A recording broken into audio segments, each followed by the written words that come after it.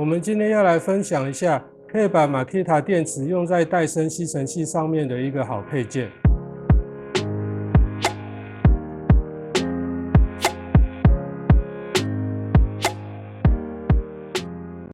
各位朋友大家好，这边这一台是我的戴森吸尘器，它的型号是 V6。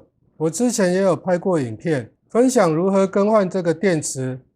那个时候电池刚好坏了，买了一个副厂的电池，就顺便跟各位分享如何更换电池。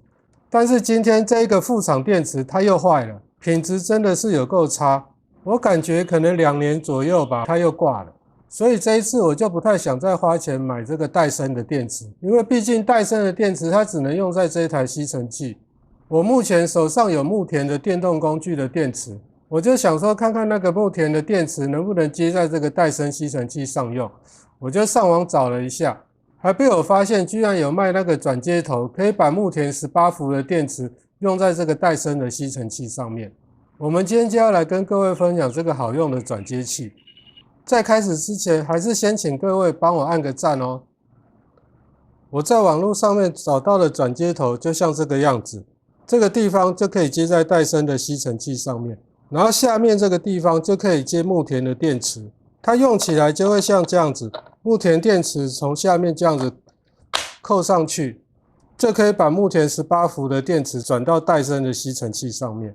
感觉它这个精度呢做的也是马马虎虎啦，还 OK， 到中间的这个地方稍微有一点点卡，也算还蛮紧的。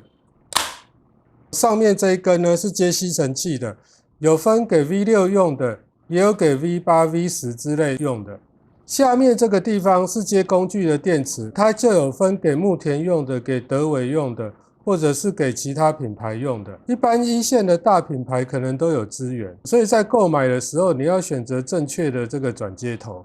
原本戴森的这种电池呢，它是可以放在戴森的一个壁挂座上面，我也是都放在壁挂座上面充电，顺便收纳在那边。如果你换成这种转接头的话，你就没有办法放在充电座上面充电了。不过像这种工具的电池，一般手上都会有蛮多颗的，不会只有一颗，所以就算吸到一半没电，我们也可以很迅速的更换电池，不用像戴森这个吸到没电，然后你就要放上去充电，等到它充好电你才能再使用。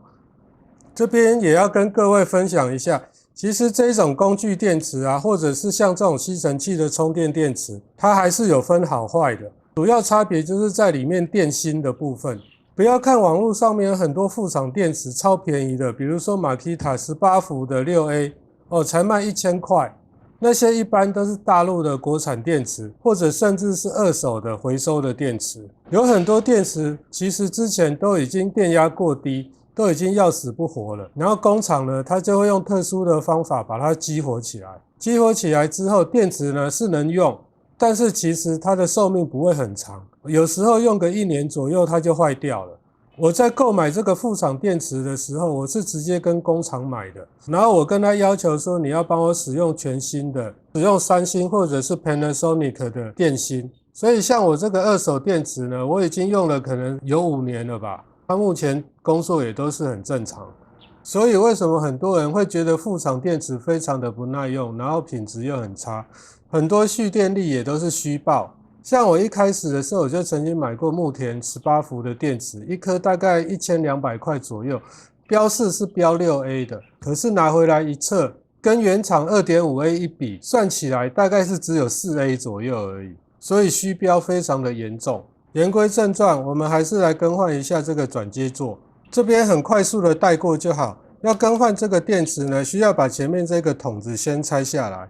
拆下这个筒子的话，就是要把红色这个扣按到底，先按一下它盖子打开，再用力把它往下按下去，这个筒子就可以这样子拔出来。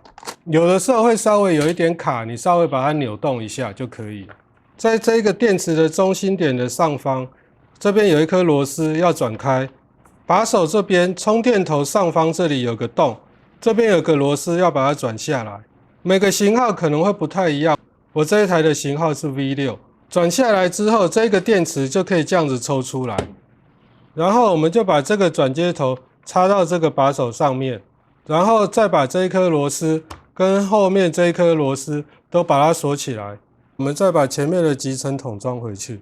我们现在装上电池来试一下。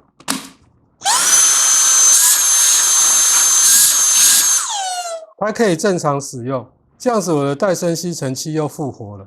本来电池坏掉之后，我想说不要理它了，反正不用，现在都用木田的吸尘器，所以我的地板现在都用木田的吸尘器在吸。但是有的时候想要吸一下桌面，那个木田的就不太好用，因为它有点长。这个戴森的设计还是比较短的，所以像要吸桌面或者床铺，它有一个吸床铺的那一种接头嘛，要用这种短的吸尘器会比较好用，所以就不小心被我发现有这个配件，这样子我这一台戴森的吸尘器又可以再继续使用了。戴森有一些吸嘴的配件，其实设计还是真的蛮不错的。最后这个转接头其实不贵，我是直接从淘宝买的。要500块吗？不用。要400块吗？不用。要300块吗？差不多。所以花300块把这个吸尘器救活的话，是还蛮划算的哦。我们今天的影片就跟各位分享到这边。如果喜欢我的影片，请帮我按个赞，然后分享我的影片哦。我们下次见，拜拜。